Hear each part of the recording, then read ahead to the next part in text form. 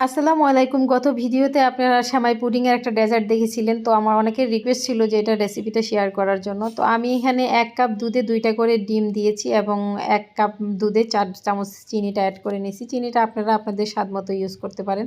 আর vanilla এসেন্সটা দিয়েছি যাতে ডিমের গন্ধটা না থাকে। তাহলে আপনারা চাইলে গরম মসলার গুঁড়োটাও অ্যাড করতে পারেন।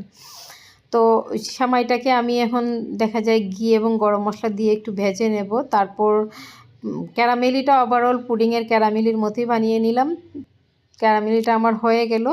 আমি সেমাইটা এখন দিয়ে দিব। আর সেমাইটা ক্যারামেলিটা দেওয়ার পর যতক্ষণ পর্যন্ত দুধে এটা একদম ভিজে না যায় ততক্ষণ পর্যন্ত দুধটা দিব।